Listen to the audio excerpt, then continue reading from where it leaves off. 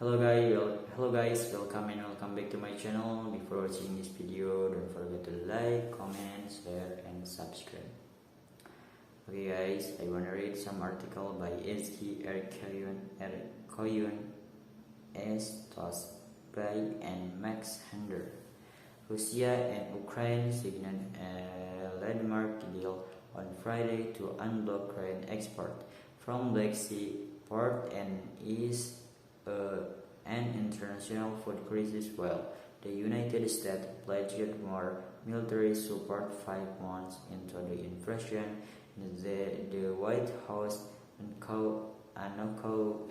announced fresh support of around $2,070 million to Kyiv, including $100 million for drones, and is also doing preliminary work on whether to send fighter aircraft, although it said that would not happen in the near term.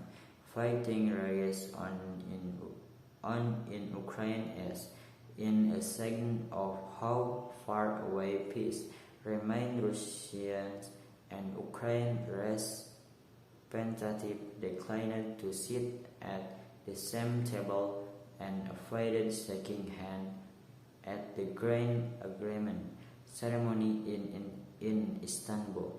Friday's deal means around $10 billion worth of grain will be available for sale, with roughly 20 million tons of last year's harvest that can now be exported, Ukrainian President Volodymyr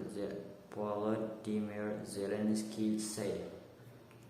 But on the wider conflict, he told the Wall Street Journal there could be no ceasefire without taking lost land.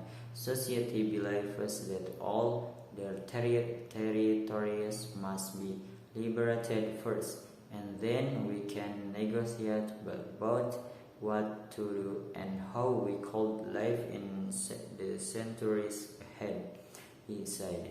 There have been no major breakthrough on front lines since Russian forces seized the last two Ukrainian-held cities in eastern Luhansk province in late June and early July.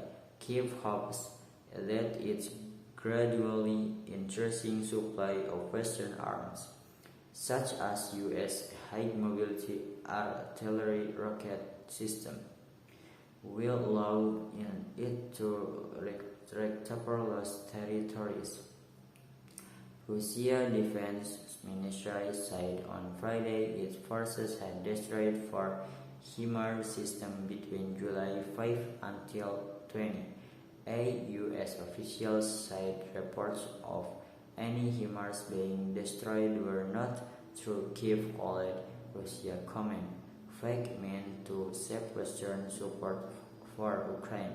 Result called not verify battlefield reports. The February 24 invasion of Ukraine has caused Europe's biggest conflict since 1945, forcing millions to flee and turning entire cities to rubble. The Kremlin says it is engaged in a special military operation to demilitarize and denazify Ukraine. Both Kyiv and Western nations say the war is an unprovoked act of aggression.